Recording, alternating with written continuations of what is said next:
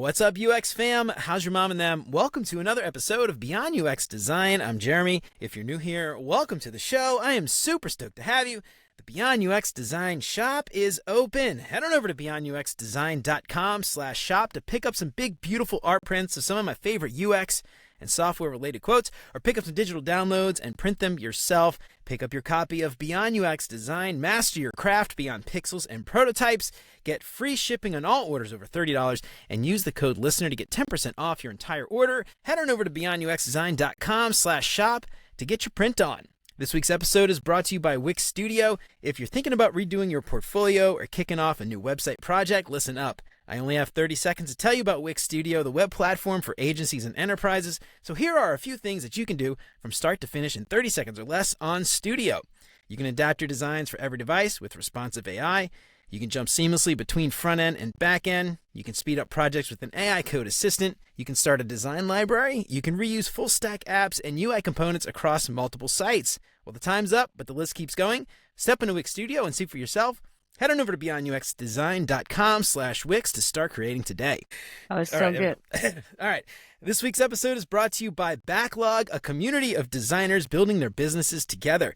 If you've been dreaming of escaping the 9-to-5 and building your own business, Backlog is the community for you. Backlog brings together hungry designers turned entrepreneurs, all working to grow their freelancing gigs, content, digital products, and design agencies. Join a network of like-minded folks sharing tactics, strategies, and systems to help you succeed. Head on over to beyonduxdesign.com/backlog and become a part of a community that's building their businesses together. Don't wait. Find your path to independence with Backlog. And if you haven't done it already, please consider subscribing to the show wherever you listen to podcasts. And if you are a regular here and you feel like you're getting something out of the show, I would really appreciate you leaving a 5-star review. That'll help me out so much more than you can imagine. And as always, thanks so much to Chris, Siraquan, Stacy, Radu, Megan, Andrew, John, Mark, Kevin, Jason, Michelle, and Marty for all their support. And if you want to join these fine folks and many others and help keep the show independent and ad-free, you'll get rough transcripts and exclusive access to the entire video library of episodes, including episodes before they're released. You can get instant access to the video archives right now for as little as $5 a month. And for more information on how you can support the show and help more people find out about what we're doing here, make sure to check out beyonduxdesign.com/support. And of course, if you think the show is worth sharing, then for the love of God, tell your mom and them about it. So, as UX designers, something that I think, well, me personally, I don't know, I can't speak for every UX designer. Something I'm not super familiar with is the idea of sales funnels, marketing funnels, top of funnel, mid funnel, bottom funnel, all that stuff. It's completely foreign to me. And as an entrepreneur, someone who's recently turned entrepreneur, I feel like that's sort of sad because I should know those things, but I don't. Which is why I've got my friend Lena Kul on the show today to help us think about how we might take our job search and reframe it a bit to think about how we can, what was I going to say? I forgot. This is the beauty of post-production, Lena.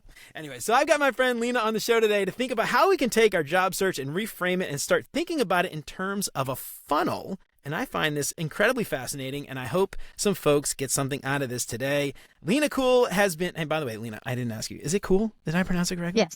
Cool. All right, cool. Sweet. All right. Lena Kul has been a guiding force for many designers throughout their careers. As the lead design and research recruiter at Miro, she built one of the strongest design teams in Europe.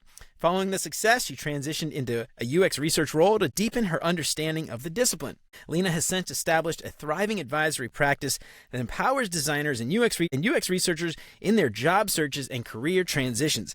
She's also an active thought leader on LinkedIn, sharing valuable insights daily. In August of this year, she launched her Maven course, Master Your Product Design and UX Research Job Search, where she has already helped over 60 designers and UX researchers acquire the skills needed to stand out in a competitive market.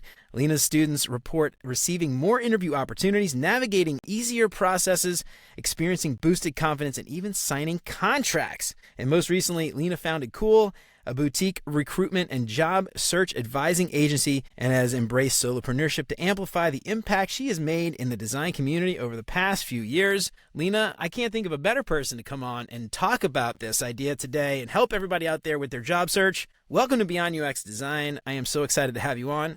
How's it going? It's going so well, Jeremy. It's been amazing to watch you introduce all of those things. Thank you so much for having me as well. And I'm so excited to chat about the funnel and tell you all about it. And hopefully we can all, discover something new today. Right on. Yeah, I've been doing that. Now I think you're going to be episode 108. So I've done that 108 times. I changed it up obviously a little bit, but anyway, it was funny is I still don't have it memorized. I still have to read it. One day I'll have it all completely memorized, and then you'll be even more impressed. But Lena, so I'm so excited to have you on and talk about this. You've got your Maven course, and so you have been talking about this for a while, especially on LinkedIn. And if, by the way, if you're not following Lena on LinkedIn, just stop the audio right now. Go follow Lena, and then come back, and then you can listen to the rest of the episode. But Lena, so I've read your bio. You've obviously been doing a lot. Head researcher or head recruiter at Miro. That's amazing. Tell us a little bit about you, and ultimately, how'd you come to understand that this idea how'd you come to understand that your job search is really kind of like a funnel? Yeah. Well, I mean, there's not so much to add to what you've already told about me. I've been up to a lot of things. By the nutshell, I've spent around 6 to 7 years in recruitment. Started with backend engineer in recruitment. I guess every tech recruiter starts with it. Did it for 1 year. Will never touch it again, but then basically discovered product design and user research and creative, right? Like art direction and things like that. Felt completely in love. And so there I started. And so, yeah, moved to Miro, built the whole team as well. As you might know, and judged by the product, it's a pretty good one. So we've hired a lot of super talented folks. And then obviously, the world became what it is right now. So the job market has been really shifting, not in the right direction. And that's where I realized that I really have to not only support the company with hiring, but also there was so much struggle. And I kind of found myself very natural in that position that I was helping people and just giving those advices that to me were so obvious. And I was kind of like, how can you not know that? Come on, folks, let's do it. And then I realized that no one knows about it. And so that's where I started to really scale the process. But answering your question about the funnel, to be honest, this is old but gold. And this is one of the things that I really hated about recruitment, that it was always compared to sales, right? That everyone would say recruiters are like salespeople, or if you worked in recruitment, you can definitely go and work in sales, which is true. But there are different targets and there are different ways to close the targets. And this is why I don't like the comparison, because in sales, we talk about business and money and close deals. In recruitment, we talk about people, about the lives, about careers, about the future of those folks. And so I don't necessarily compare those two. But if you do take the funnel and think about it, it does open your eyes to many possibilities as a recruiter or as a candidate. And that's very useful approach to take, especially in the market like today. Yeah, no, it's interesting you mentioned that idea of sales, because I kind of see it almost as the opposite, where a person, a candidate, is actually the one selling themselves. And in the case of the job market, especially today, where, it's, I guess you could say it's sort of like a buyer's market, where the recruiters really have the pick of the draw. They can pick whoever they want.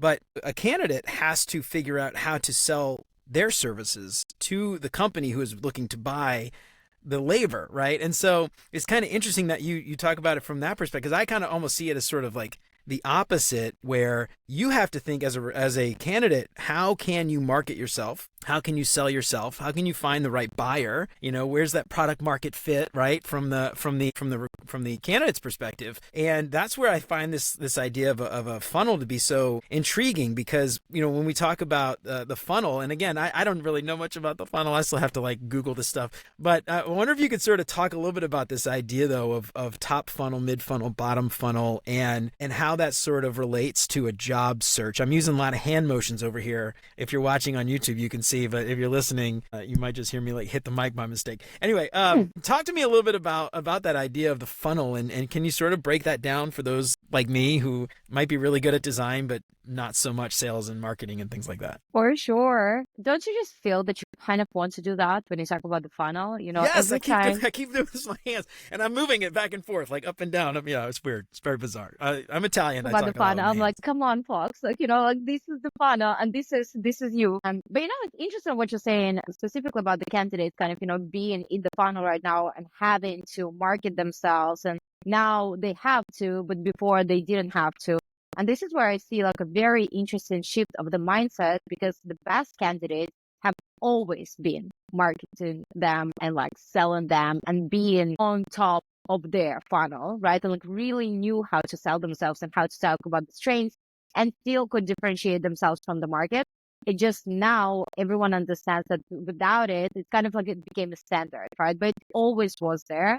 And also like an interesting kind of, everyone says, oh, it's so much harder to get a job.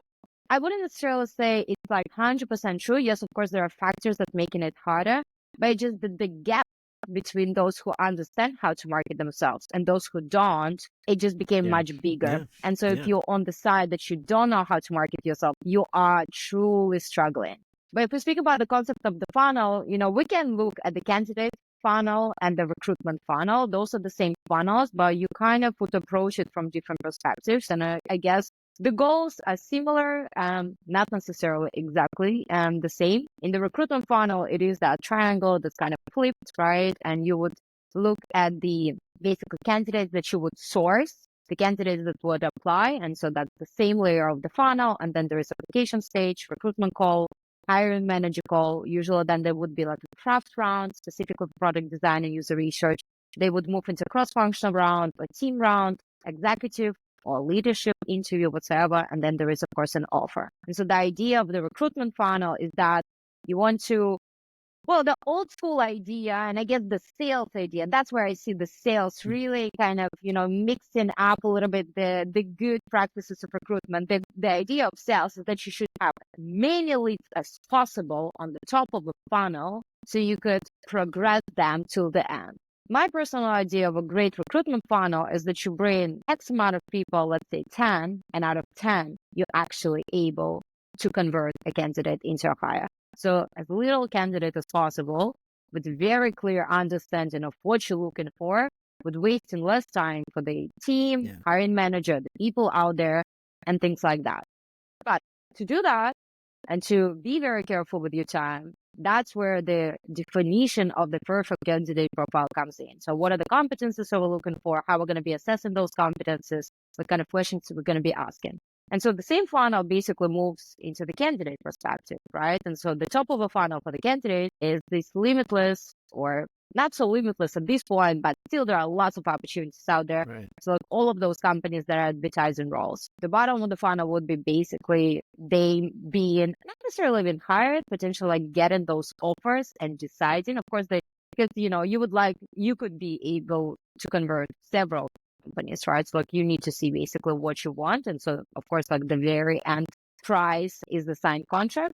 And the middle of the funnel, similar to the recruitment funnel, it's obviously the process, right? So like how you go through the interviews, how you interact with recruiters, hiring managers, executives, anyone else throughout the funnel.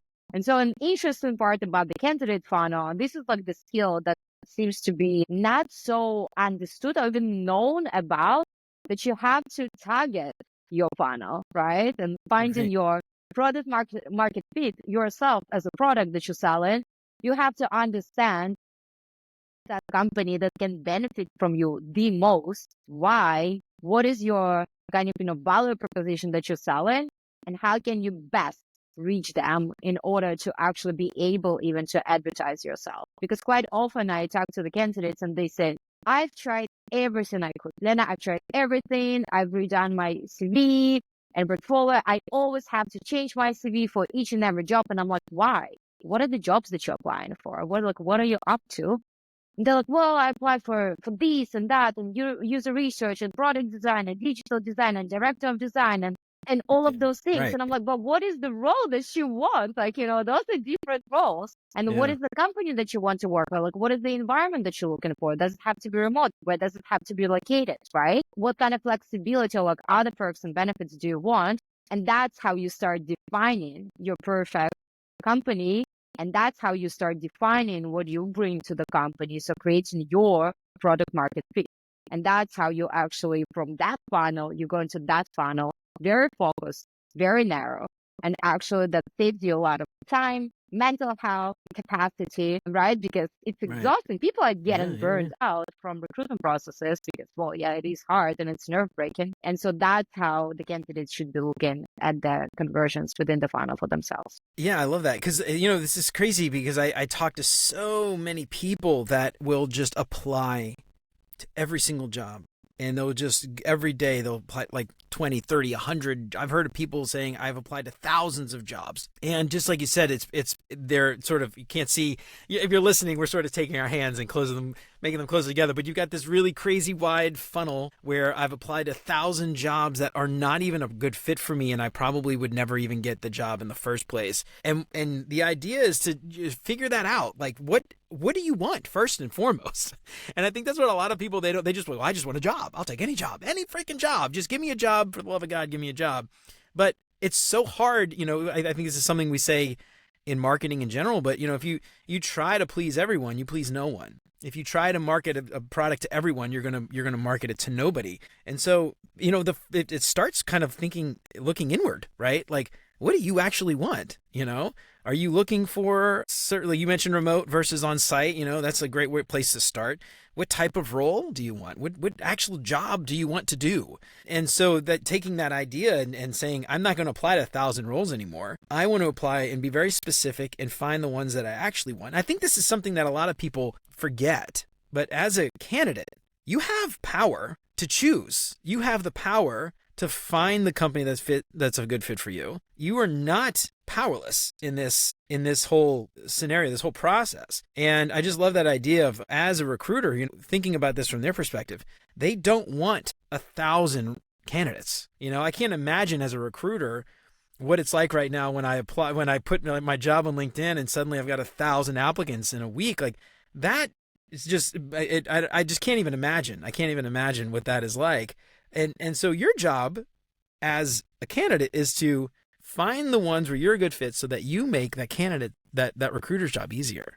Absolutely. And I think that's something that a lot of people, they just sort of fail to see. So I'm curious, if I'm a candidate and I am trying to find that perfect fit, how does a candidate know that a job is a good fit, or I would be a good fit for that role? Is it just looking at the job description? Or is there more to it? How does that candidate know if that application is a worthy use of their time? As you pointed out, you don't have the time. How do you know? How does that work? I guess there are several ways to know. First of all, what I do in my course, for example, even before we start building CVs and portfolios and all of those things, we do the self-reflection exercise. So what are my core strengths and what are my core areas for growth?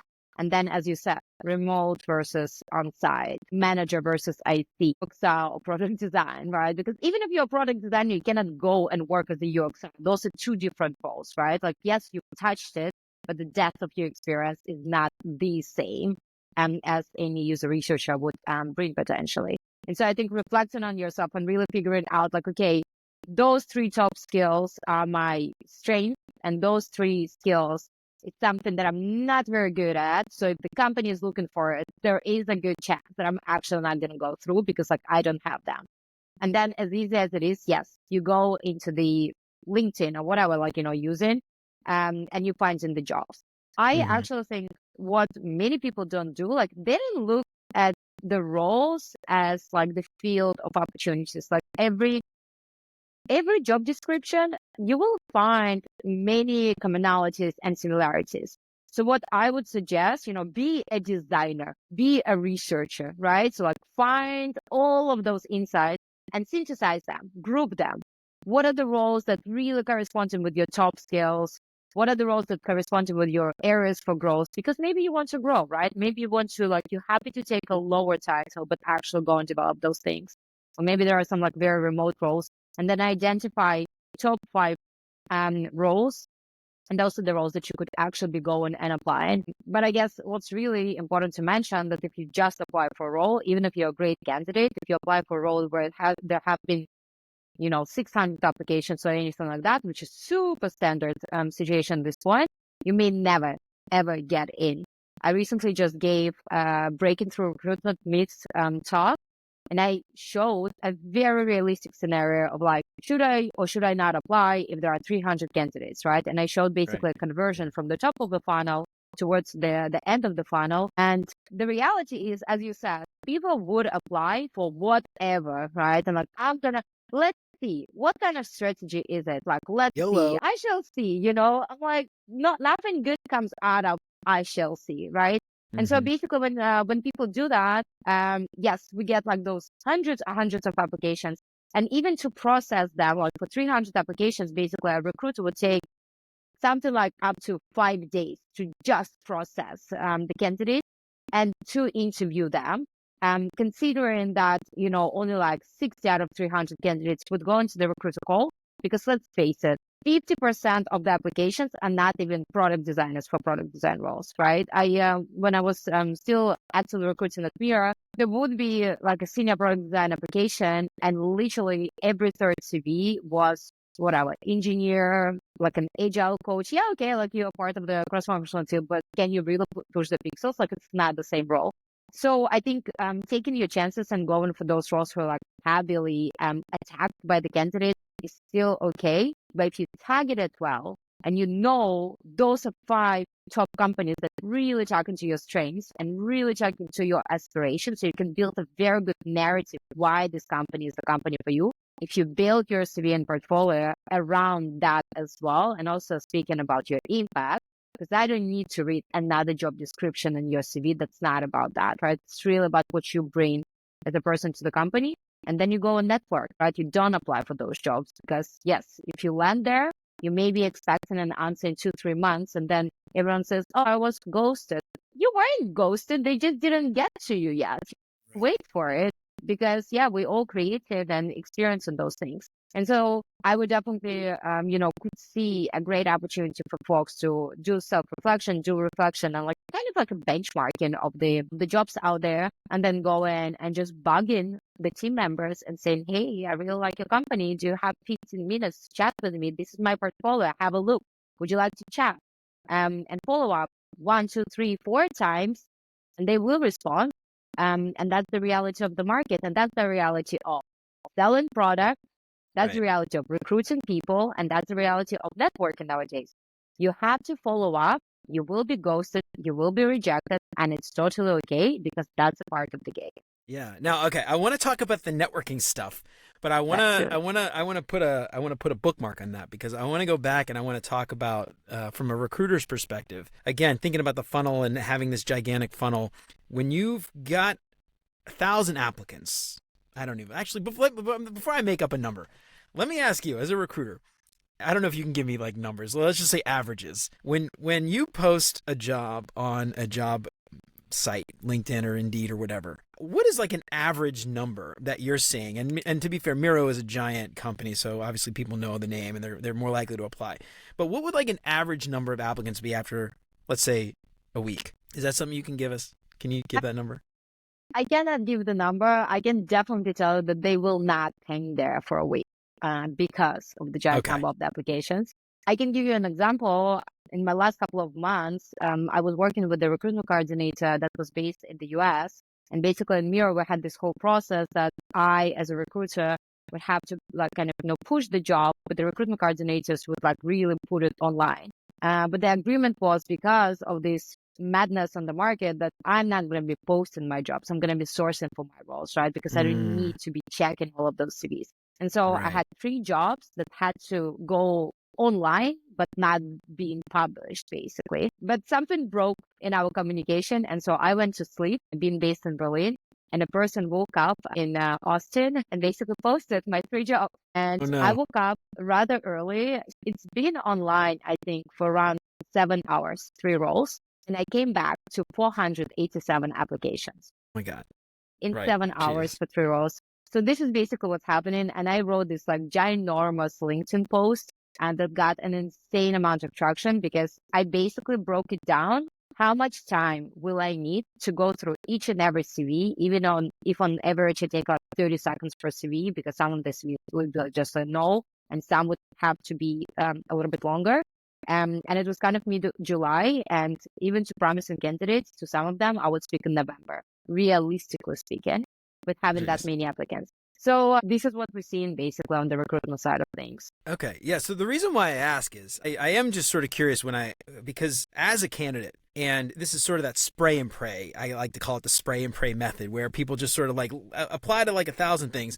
And the reason why I ask is I feel like, and I want you to tell me if this is crazy or not, but I feel like at a certain point I hate to say it's not worth it, but I personally feel like at a certain point after a job has been open for a certain amount of time, a recruiter has already gotten so many applicants that just statistically speaking, let's use the Pareto principle. 20% of those applicants are probably going to be perfectly capable of doing the job. And the company would probably be perfectly happy hiring 20% of those 400 people, right? You could safely say maybe, and let's even be like maybe conservative 10%. So you've still got 40 candidates that could probably do the job pretty well. After a week or so, I'm wondering, like, is it really worth it to even start applying like that after a job has been posted for a while? And I have a reasoning behind this, and I want to get to this in a second when we start talking about networking.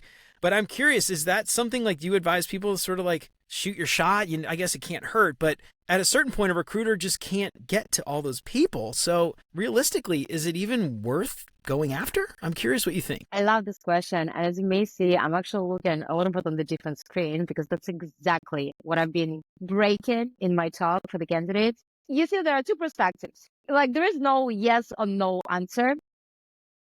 There is a definitely no to the Pareto rule, because if out of 400 applicants, 20% of them were actually good, all recruiters would be the happiest people in the world, and we would not have all these problems.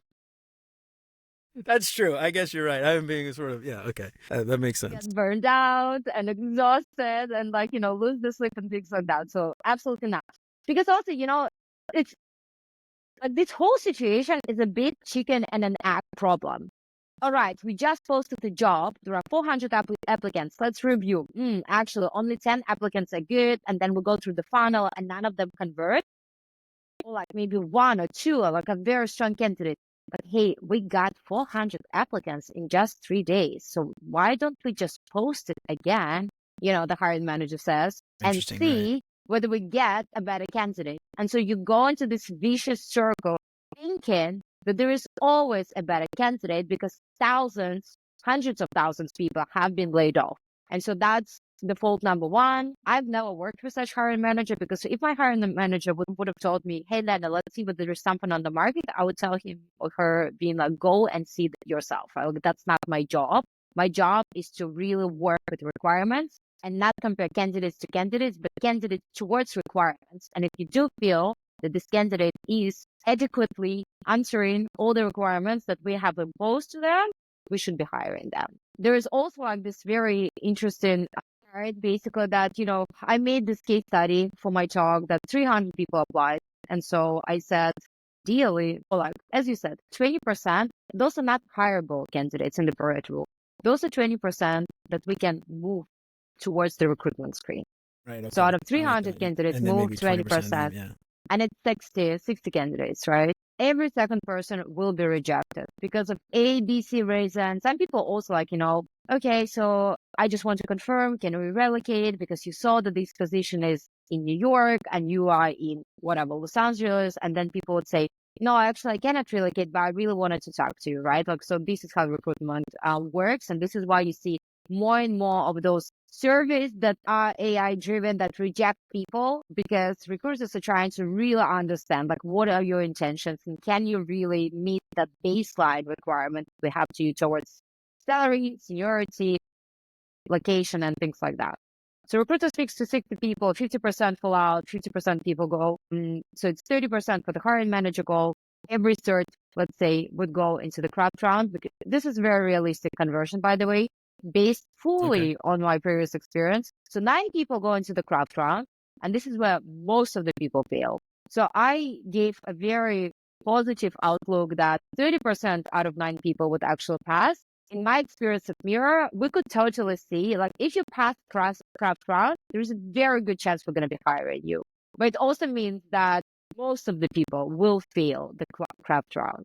So out of 9 people, 30% pass. So we'll move 3 people in the craft round. Let's say 2 pass, because there is always one that, something is off. And then they would go into the executive round. Executive round is a very interesting round because depending on the executive seniority, the stage of the company, you can be speaking with the CDO, CPO, head of design, CEO, whatever, CC, whatever. And so the questions can be either very interesting and strategic, and they would be really picking your brain on product argument and like how you gonna be built in this company. or it can be something completely out of the blue, and people get lost and scared, and that's basically it. Even for those two candidates who got to the end of the funnel. So should you be applying? Well, there are only two people at the executive round. Like, it's not much. And Right. the chances that you may not be able to convert those candidates are also high, because I love what you said, Jeremy, is the two-way street. I don't know why we all have decided that recruiters and hiring managers have all the power. They are as desperate to hire you as you are to get desperate, right? Maybe a little bit the I love situations that. are different, but they really need the people as well. And yes, it's an employer-driven market. However, as soon as you pass the craft round, this is when your time begins. This is when you should start talking, your like, what do you want, right? What's bugging you about this role? Like, what are the questions that you have? And I love what you asked me, hey, Lena, like, where in the funnel you work with the recruiter and the hiring manager? You should be working with your recruiter through all the stages of the funnel. I've given several talks. I call it a recruitment touch point. And after each and every stage, recruiter will have a touch point with you. Hey, those are the red flags that we see in you. Hey, that's how the team feels about you. Hey, we actually have some more candidates in the pipeline. We don't know whether we're going to be proceeding with you. Do you have any other process? Can you wait for us to decide, right? Or the role can be frozen or anything like that. If the recruiter doesn't do that, take your destiny into your own hands and start having those touch points. Hey, how's it going? Hey, how does your funnel look like? My funnel looks this way. How does your funnel look like? How many candidates do you have at the end of the funnel? How fast do you want to close the candidate? Hey, I may be having an offer within a week. Do you think we can push our process because I'm very interested in this opportunity? So it's a 100% two-way street where you can be talking to a recruiter. But the biggest problem, and this is what you asked me in the very first place, sorry for going so far. No, I love it. This is good. Networking, right? Right. Networking. Yeah. And, should you or should you not apply? But there have been 300, 400, 500 applicants. And I think the answer is yes, only if you go and network. And if you're Mhm. just gonna apply, you might as well spare yourself those broken, feelings of being ghosted and forgotten and never get an answer, because you will not. There is a very good chance that you will not. And there is actually a reason why you don't get an answer, because companies want to keep you in the talent pool in their ATS, applicant tracking system, Mhm. which does not reject you automatically. And this All is right. something Okay. as well that we should be talking more. And So, I so have maybe, so what you're saying is getting ghosted might actually not be that bad of a thing after all, because it means you haven't officially been rejected. Is that, I mean, obviously every ATS is different, every company's different, but is that kind of been your experience? Like, if you don't get official rejection, you might be sitting in that job purgatory, maybe is a better way to put it. depending on the country, you sit for a different period of time, because in Europe there is GDPR, so you cannot keep a candidate for more than 2 years, and then like the profile gets anonymized.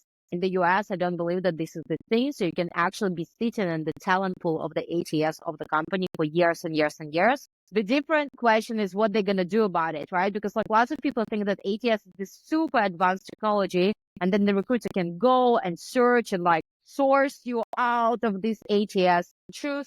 So even if you stay there, most likely you're going to be forgotten. And for recruiters, it's easier to actually go and source you on LinkedIn. And if you're lucky, they will find you, than digging into the ATS. But what I'm also saying, that if you applied and never got a response, I would not necessarily call it a ghosting, right? Because this is what I'm trying to kind of fight a little bit in the mentality of the candidate. If you applied and you never got a response, it can be for so many reasons. The role has been prioritized, deprioritized. Like there have been like 300 candidates, and basically the company took 5 months to process them. And now it's really bad for the brand for them to reject you. But they didn't want to reject you back then because they didn't know what is the quality of the funnel. They reject everyone and they need you there. But when the time has passed, but they still moving candidates like through the funnel, in the middle of the funnel, they cannot go and reach out to you. And this is like, let's ask questions to the ATS system. Hey, ATS providers, companies that charging thousands and thousands of dollars from all the companies, why don't you automate updates for candidates? Hey, it's very busy in the funnel, so keep it up, and like just wait for your recruits to come back to you. Why there is no automation email that can actually pin a candidate and, let them know. Because yes, the truth is building those templates and doing all of that manually, it's a big task for a Mm-hmm. recruiter. And if you're dealing with those thousands of applications, you're not going to be doing that. And this is why the candidate experience is so poor these couple of years, because there are no tools that support recruiters to actually provide any decent candidate experience. Coming back to the question, should you or should you not apply? You should apply, but how you should apply is to reach out to the team members and try to get into the recruitment call funnel instead of the application I love part that. of the So funnel. I love that. So here's something I'm sort of looking for validation maybe, and please be honest. Tell me if you think this is a ridiculous thing to say. But I've been saying this for the last couple of years. Stop applying, start connecting. Right, going in mass applying to 1,000 jobs on LinkedIn every day is a complete waste of your time. Your time is better spent connecting with people and getting, just like you said, in those phone logs or calls, or getting in line to have like a phone call with somebody, or a DM or something, some kind of conversation. Now that's obviously easier said than done. And I'm curious though, when you talk about networking, the first thing everybody kind of thinks about is, oh, I'm going to send someone a DM on LinkedIn. And that's clearly like a way to network. It's not the only way to network. But when you think about networking, tell me what you kind of see as an effective networking strategy for a job hunter to get into that funnel and not be overlooked or ignored or ghosted. There might not be a silver bullet, but I'm curious what you think. What does that look like from your perspective? It's a great question. I love talking about networking because honestly, like we all misunderstood networking with LinkedIn, I guess. That's like, oh, I sent a connection request and now this is my network. No, it's not. We're first connection. Like you cannot use it. I think there are a couple of things that you can be doing. First of all, I always say like there is this concept of give up. Mm-hmm. And what people do nowadays is, for example, what I receive every single day of like 5, 6, 10 messages, depending on how viral or good my post went. Hi, Lena, I'm a product designer. I need a job. Thank you. Okay, great. Like, what am I supposed to do with that? Right. There's no call to action. I have no idea what's going on. Why am I a person to help? Like I'm not necessarily saying that I'm actively recruiting for anything. So targeting is off, messaging is off. Also, messages of networking create this feeling of entitlement. Like, hey, you work around recruitment and hiring areas, you must help me. You work for the global market. I work for the clients, right? So this is also a very different way to connect with recruiters and hiring managers and team members. But what I mean by the give us, besides well-written outreaches, when I understand what you're asking from me, is that you should be at least trying to engage a little bit with the person before you ask them for help. And it's okay to ask for help. And honestly, this is the time in the world where we should all come together and should all become stronger. And community has never been as important as right now, which is pretty awesome, right? You can work from home and feel like a part of a community at any point in the day or in time. But what you should be giving the community first is your time and effort as well, and like intent to help others. And then that will convert into help for you. So I always say, you can connect with the person, but try to create a very authentic kind of messaging, like why you connect with them, why they are the person that you want to connect. Don't say who you are and what you want, why they be a part of your network. It should be about them in the first place. And then if you read something interesting and you think they would benefit from that, send it to them, tag them there, like their post, engage with them. Even if a person sees you 2, 3 times on their LinkedIn, they will already kind of recognize you. This is just an unconscious thing, how it works for everyone. So if you actually engage with them directly or indirectly, this is how you build connection. And this is how, talking about sales and recruitment, this is how you generate warm leads. And warm leads are the leads that you convert. Cold leads, as we all know, cold calling, for example, doesn't work necessarily as well.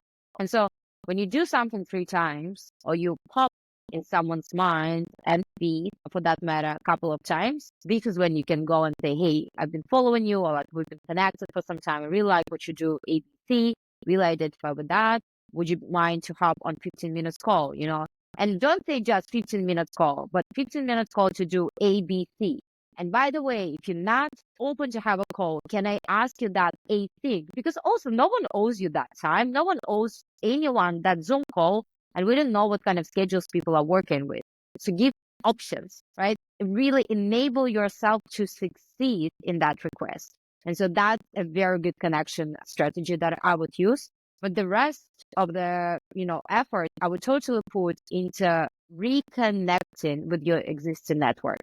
And this advice potentially is not as good for very junior folks, but even if you work for 1 or 2 years or something, or even half a year, basically.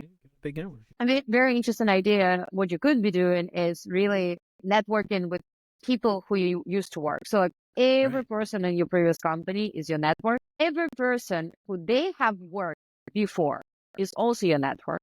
So your network of your network. How cool is I that? love that. Yeah. And then think about friends who also work in tech, for example. Do they work in the companies? Do they have friends? Do they have ex-colleagues who work with colleagues? Because everyone says, oh, Lena, I would network, I would connect. But a free LinkedIn gives me only 5 opportunities to like send the request. Okay, talk to your friends, ask for a WhatsApp introduction, ask for an email introduction.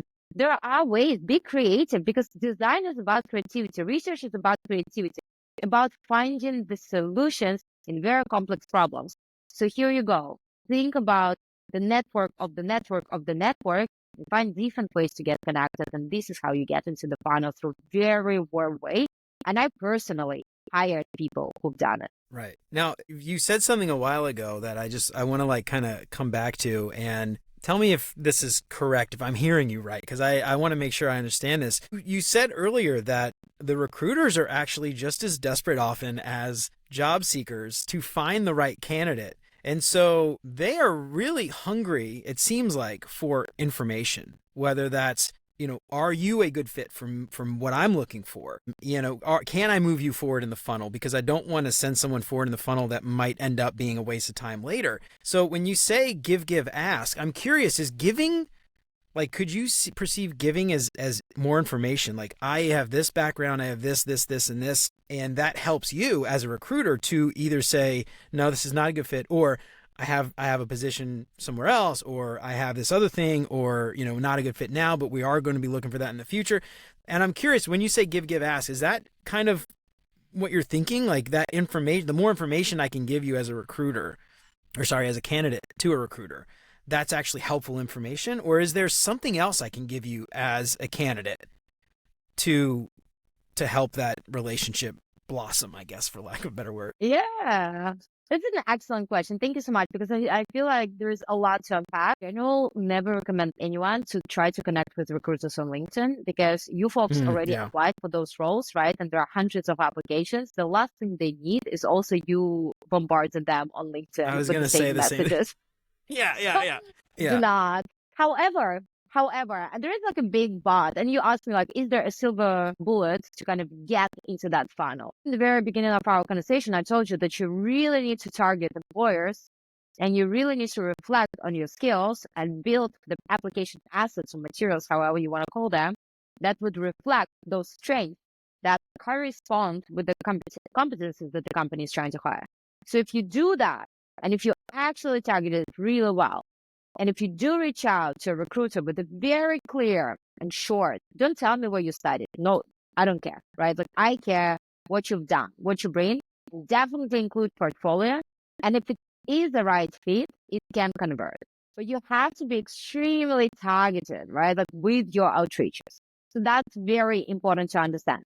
However, what I really mean, I personally think we all should be connecting more with our own communities. Design community is an amazing space. Honestly, I know that designers and researchers are really struggling because there's like this portfolio whole epidemic, in the hiring world. But also, we are in the most friendly and warm and well-connected community that you can imagine. And no one else from tech has it, right? And so what you should be doing is you should be reaching out to the folks from your community and trying to give to them, and then ask them for help. However, there is also a layer of complexity or strategy, as I would call it, that you need to consider. If you are a senior product designer, go ahead and reach out to senior product designers, maybe lead product designers, staff product designers, so peers on your level or level above. However, if you are a senior product designer and you reach out only to directors of product design, you may not be converting either unless they have very clear open roles, because it's simply, this is not the same level of seniority. And so for them, it doesn't make so much sense to actually add you to their network because, well, you're not swimming in the exactly same part of the lake, even though the lake is the same. So this is what I find very fascinating, because in my course, there is an exercise to identify a profile and create a networking outreach. And many people reach out to chief design officers. And I'm like, why? Right. This is the person who makes the very final decision potentially, or gives an input as an executive round. But they would never work with the top of the funnel. You need to work and connect with people who can bring you to that top of the funnel. And they will not be doing that. So you should be connecting with team members who potentially assessing your CVs and portfolios with the recruiters. You should be connecting with the hiring managers who are looking to hire for their role, or who may be looking to hire for their role, or who may know someone who is looking to hire for their role. And by give us, really making it about them in the first place. Everyone to understand that networking is not only to secure the role right now. Those are the people who will sell you. Look, you don't know what kind of impact they can have on your life in general. And if you're lucky and you network well, will pay off. I honestly, all opportunities that I've had in the last 2 years came out purely from my network. And they found me more than I found them, which is an absolutely incredible thing that I'm trying to convey to everyone. That's like, you have to put an effort because it really pays off. And so when you find relevant people that you're genuinely interested in connecting and learning more, it's easier to invest. And so, as I said, you don't want to create an article and send it to them. Find something and send to them. You saw that they were talking somewhere, watch that talk, come back and say, hey, I really like this insight. What else do you think about? Or like, can you share more on that? Or like, I'm just very passionate. Just make sure that they see you, but make it about them. Because also, when recruiters, smart recruiters, reach out to candidates, we didn't talk about ourselves. We don't talk even about companies. We don't talk about roles even that much. We talk about candidates and their experiences and their background and why we think they are the best fit. Do the same when you network. And once again, thinking about the funnel, right? It's the same lead conversion. So that definitely helps a lot. So yes, if you have a great fit and you have a great CV and portfolio, go ahead and try to chat with the recruiter, or better with the team member. But if you don't, just network with your network and the relevant folks, and you will see how just making them aware of yourself and then later of your needs. Even if they don't have something right now, in one day, someone may reach out and say, hey, do you know someone? Because I have this role, and this is how you get a lead. Yeah, I love that. Yeah, I've always found it interesting that, a junior designer, for instance, looking for a junior role or even a mid-level, let's just say staff, whatever, is going to reach out to an executive level chief design officer at a giant company and expect to have a conversation with these people. Like, they're probably super busy. Do you think the staff designers are chatting with the CDOs on a regular basis in a 1,000-person, 2,000, 3,000-person company? Maybe at a startup, a CDO is like sitting next to you, but more than likely, you're probably not. And something that I think a lot of people, I don't know, I haven't really talked to a lot of people do this, but I love giving this advice is, one, tying this back to what we talked about in the very beginning, look inward. Find out where you want to go and target those companies. And then you could use LinkedIn or maybe other places, wherever they happen to be. Find people at your level that work there and reach out to them and befriend them. And, it's, again, give, ask. It's not being selfish, trying to just, use them to get an in or a referral. But those people, and this is the other thing you mentioned, like designers, we love to talk about ourselves. We love to talk about our work, and so we love to talk about design. Reach out to those staff level people. It's like, willing to bet those people probably aren't getting pinged a whole lot. The recruiters and the hiring managers, they probably are sick of getting DMs. But go and find those people and then start talking to them. Find out what it's like working there before you even apply, because you might hate it. You might not like it. You might have this like, rose colored glasses. Oh, it's the business. I love Fang. It's this big, beautiful, like sexy company. And then they're like, I haven't slept in 2 weeks. I get like these deadlines and it's miserable. I can't wait to quit. It's awful. I hate it. I've talked to people that work at Meta and X that feel that way. And they would be like, I would never want anyone to work here. Then other people that work there love it. So like, it all depends who you talk to. But, that's the kind of thing, like go and talk to people that are actually doing the job that you want and find out if it's even the job you want. Thinking about that funnel again, like is this company even going to be in your funnel? And so I think that's something a lot of people don't realize. Like, oh, I gotta apply to Fang. I gotta apply to Fang. I gotta work at a Fang company. No, you don't. You could have a perfectly fruitful career working in some obscure industrial company that no one's ever heard of. Like, you don't need to work in these sexy companies, quote unquote sexy companies. So anyway, I just love that idea of finding people that are at your level, networking with them, and then using that as an in. Something that I often try to tell people is, if you can get a referral from those people. Like, I used to work at a company, they would give me $1,000 if my referral got hired. Right. So there's often, not every company does this, obviously, but there could be incentives for that person to even want to send you a referral in the first place. And often the executives, at least where I work, the executives didn't get that. Right. So like, it was only for the lower level individual contributors and stuff. So anyway, that's just something to think about. I don't know. Like sometimes, I know I've heard people that did get referrals and like got ghosted, quote unquote ghosted, and never even heard back with a referral. So like, it all depends on the company, but still, I think that's a better place to start than just the cold application on LinkedIn. So I don't know. I don't know if you have any extra thoughts there, but that's just something I like to tell people is find the people at the role you want and then network with them. For sure. I love what you're saying about the referrals. And most of the companies would pay the referral bonuses. It's just the difference. There are two different types of referrals. There is a referral, meaning that you've worked for the person. So then you're entitled to get to get the money. And there is a lead, because if you haven't worked with that person, then the company may not pay you. Okay. But very different. Very little companies actually make that differentiation. And so, yeah, the ultimate goal is actually to get referred by that person. And people can get ghosted because still it may not be a relevant referral. Right. Is it good? No. I mean, ghosting candidates is just basically so bad. You see, like I have no words to that, but that can happen. But yes, getting referred is a great idea. And I think it's really important to do as a candidate is to know all of those things, right? And to be like, hey, let's chat. How is it going? And things like that. And then like, would you mind to refer me? Would you mind referring me for that role? Because they may not even think about it. So, bring that up and really have your strategy ahead of you as well. Yeah, I love that. All right. So the last thing I want to talk about is this, right now is an awful time for candidates. I think we know that. A lot of layoffs. People, I hate to say that it's like getting better. I've heard reports that it's getting better. I don't like to say that because I honestly personally have no idea. And even if it's getting better at a macro level, that doesn't mean it's getting better at a micro level.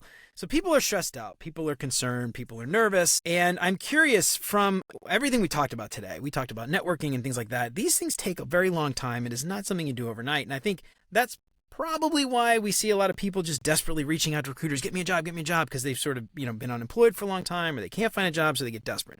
So I'm curious, if you are in that position and you are struggling to find work and maybe you're stuck in a dead-end job that you hate and you can't get a job so you can leave, what are some tips for those people who are just like, they've tried a bunch of stuff, they get like so burnt out and they feel overwhelmed, they're struggling. What do you say to those people who are in that position? Yeah.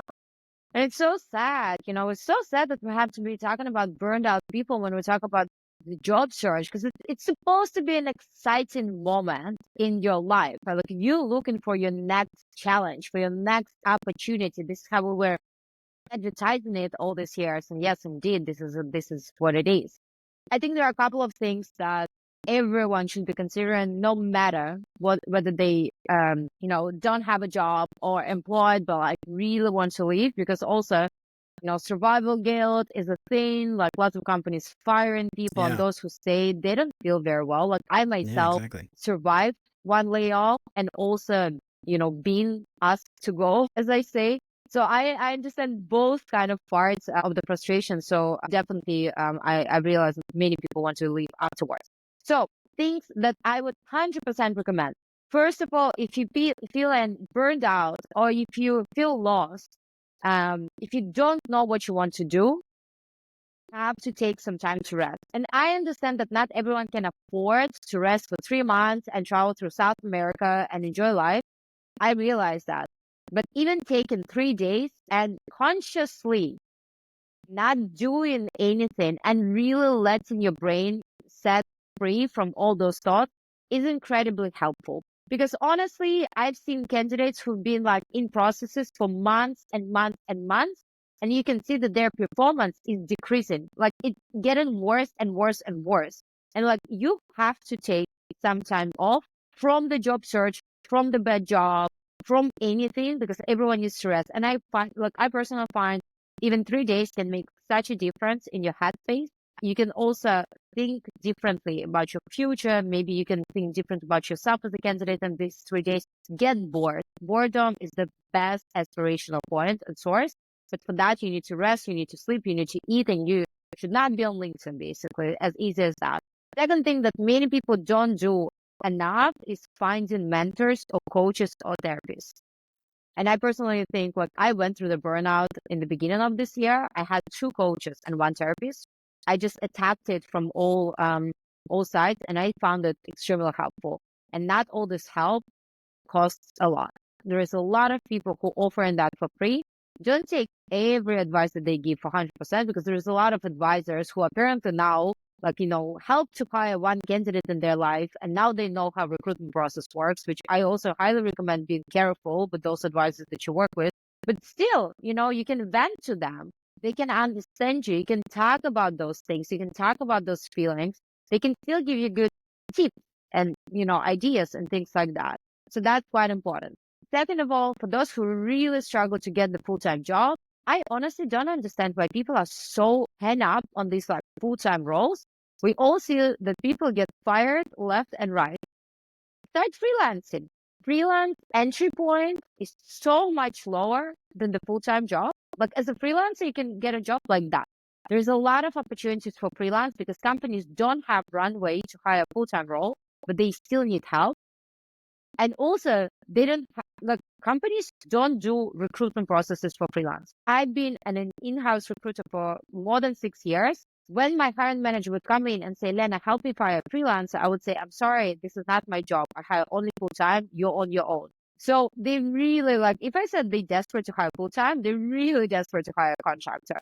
So max, what you can do is to maybe send your portfolio and have a short conversation. And this is a great, great, great way to get into the door. And then potentially you could also convert. What you said about the networking as well, this is something also to add. Yes, you will not see results overnight, but if you do it consistently for 1 month, you will get the results, right? So also be strategic.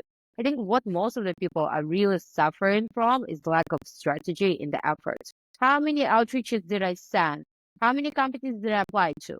How many converted into the first interview? How many converted to the second interview? What is the pattern of the feedback that I'm receiving at different certain stages of the process from different types of the companies? How is my A CV performing? How is my B type CV performing? All of those things have to be tracked. We all work with products and metrics and things like that. Like put those metrics in your recruitment application process. And I actually think really diving into your design and research kind of nature and iterating, being creative, being collaborative. Because somehow when designers and researchers see recruiters, they get scared. But then being collaborative is one of the major things that they should be doing in the job. Yeah. Now, we're here to help, here we are. We recruiters are called recruitment partners. We're partners to the business and we're partners to candidates. So collaborate, use your superpowers of product designers and researchers to do that. I also think what's really, really, really important is just basically, understand that everyone is going to agree with me, but this is how I look at life. And when people usually take that kind of point of view, it seems to be better. I think if you're struggling with your job search, it's really okay not to blame yourself and be extremely kind to yourself. But also, I try to see a good in it. Like, what is it teaching you? What are the skills that you have learned that you wouldn't? What are the people that you've met that you would have not met? Like, how are you feeling about your grief? Are you resilient? Do you feel strong? Yeah, you feel tired, but do you feel strong? Do you feel inspired by yourself? Reflect, reflect, appreciate yourself, be kind to yourself. And this is the exercise that definitely helps a lot in the job search because, yes, if you connect networking, open mind, good design skills, strategy, and kindness to yourself, this is how you become a very hireable candidate. I love it. Yeah. And this is something I've heard a lot of people give this advice, but I love this advice of treating your job search like a product and UX it just like you would UX, quote unquote, as if UX is a verb, UX your job search. And I love that. The one thing that I feel like I see a lot, and I think this conversation has helped me quite a bit, is, as UX designers, we talk a lot about empathy, but we often only reserve that empathy for users, and we fail often to empathy for other people on our team. And then just like you said, recruiters, partners, empathy for recruiters and understand where they're coming from and understand their job and understand what they are trying to do and how you can help them, because if you help them, they are more likely to help you. And so I think that is just such an important thing to take away here. And I think this has helped me quite a bit, understanding a recruiter's perspective and, the recruiter funnel and how that works and where you fit in all that. I think it's a great way to just sort of tie this whole thing together. Lena, this has been an amazing conversation. We've had you for a little bit. I know you got a hard stop in a minute, so I want to get to these questions. I've got 5 questions I like to ask all my guests to help our listeners get to know our guests a little bit better. Do you have some time to stick around for 5 silly little questions for everybody to get to know you? All right. First up, what is your favorite non-design book? So there is a book that's called The Book That Everyone You Love Should Read. I do believe. I hope it's a correct one. It's from Philippa Perry. And it's a very good one about relationships and self-reflection and how different people perceive the same situation very differently. And it has taught me a lot about myself this year. I almost never finished a book until the end, and it was one of the books that I actually finished. So highly recommend. All right. I feel like there's a lot of takeaways here too from like the job search process and how you have your perspective versus someone else in the same situation can be different, and that self-reflection, as we said, very important. All right. What is your favorite non-design podcast? So it's not a design podcast, but I'm obsessed with Growth Mate from Kate Suma. Kate and I work together at Miro, and she's talking about very different topics. She has talked about the job search. She's talking about AI. She's talking about amazing products. She's talking to very powerful designers and product managers and women and, very, very different topics. But I find it just so fruitful and inspiring. And this is my go-to weekly listen. So yeah, give it a listen as well. It's amazing. Right on. I enjoy that one as well. If you're not following it, check it out. Growth Mates. It's a good one. I dig it as well. All right. What is your favorite meal? This could be something you've cooked, something your grandma used to cook, something at a restaurant, vacation spot, favorite meal. Yeah, I don't cook. So salads is something that I eat all the time. But if I were to die tomorrow, my last meal would be French fries. I'm obsessed. Now, let me ask you this. Ketchup, or do you do an aioli when you dip? Europeans are not big on the ketchup. That's an American thing, I guess. Yeah, true. I would totally go for mayo. Back home we would mix mayo on ketchup, and we would call it a kitchenesse, and that's what I would go for sure. All right. I like that. I used to mix mayo and mustard together. Give it a little little kick. So good. Ooh, good stuff. I love that. All right. What is your favorite vacation spot? Well, you're in Europe. You got all kinds of places to pick from that are incredibly close. Favorite vacation spot? That's true. Vacation or just like a lifestyle kind of place. Barcelona is my forever love. So I wouldn't necessarily go there for like the beach vacation. There are lots of places around, but Barcelona is a magical city. So definitely, whoever hasn't been there, highly recommend. I've never been. I've only gotten to go to Europe for work, and at some point in my life, I will go for fun. But probably won't be till my kids are like old enough to come, and I don't have to worry about them getting lost. And I don't have to worry about them complaining the whole time that we're like on our way to Europe, or I'll just leave them at home. Either one. Whatever happens first. I don't know. Who knows? All right. What is your favorite design tool that is not Figma? Miro, obviously. Well, it's not a design tool. Are you supposed to say that? No, I'm kidding. It's not a design tool. Actually, that's my answer. I personally, huge fan of Miro. I love Miro. I use Miro for everything. And I even love, I was using it for presentations and stuff. Yeah. Before, don't tell anybody, but I like to use slides now, but Figma slides. But I like Figma Sorry, I like Miro presentations a lot. I used to use that because I'm not a fan of PowerPoint personally, but I like that it's accessible. Anybody can get in there. The whole team can share. Great tool. Miro. If you know anybody at Miro that can sponsor the show, give me a holler because we could use some sponsors. I'll use our network. There's a network. Get in that funnel. Get in that Miro sponsorship funnel. All right, Lena. Well, that is it. That is all the questions I have for you today. Before we get out of here, you've got something coming up soon, I think, that you might want to promote. Let everybody out there listening know where can they find you, sign up for your course, all that stuff. Give yourself a plug. Yeah, absolutely. Well, I guess in a nutshell, February and January, so January and February 2025 are going to be the first cohorts of 2025 for the Master Your Product Design and User Research Job Search course. So I will teach everything that I've learned in the last 7 years of recruitment to those who are seeking for their next challenge, but not completing, or maybe about to start looking for it, afraid of going into this dark hole of, broken promises and ghosted. It does feel a lot like a job search. It's just a pool of broken promises and disappointment. It is, but those are very, very fruitful and insightful 2 weeks together. There are 4 projects: CV, portfolio, networking, outreach, and pitch. I give my personal feedback. There's a group of peers. It's been extremely helpful. Lots of students are reporting big increase in interviews and confidence. And as I said, signed offers as well, which is incredible because it's not necessarily a promise because I can do just as much, but knowing that it actually enables people to sign the offers is absolutely incredible. So I will be very happy to provide a small promotion link as well with a small discount and see anyone at the course next year as well. Do you have that link handy? Have you made it yet? Or you haven't made it yet? I have made it. I have. Yeah, go ahead. Let us know. What's the URL? Yeah, I'll add it in the show notes and everything else. It's a very long one. It's amazing. And basically they put all the words together, so it's impossible. You want me to do no, I'll have to. You know what we'll do? Here, this is what we'll do. We'll make a URL, beyonduxdesign.com/ Lena's course, recruiting course.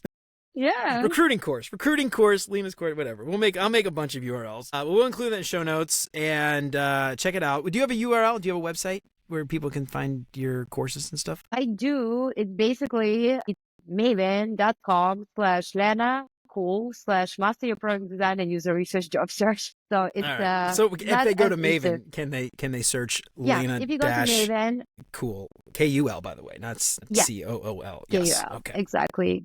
For simply by the Americans name. Who have weird, us Americans in English, we have weird spellings of words. All right, so Lena, this has been an amazing conversation. I am so excited that we got a chance to talk today. I've been wanting to have you on for a long time. I really appreciate you coming on. Thank you so much. I learned a lot, and I hope other people listening have also learned a lot. So thanks for coming on. Thank you so much, Jeremy. It's been a blast. Very fun, very insightful. I learned a lot as well, actually. And thank you so much for being such an amazing conversation partner. I loved it. I do my best. No, I'm kidding. All right. Awesome, Lena. Well, thank you very much.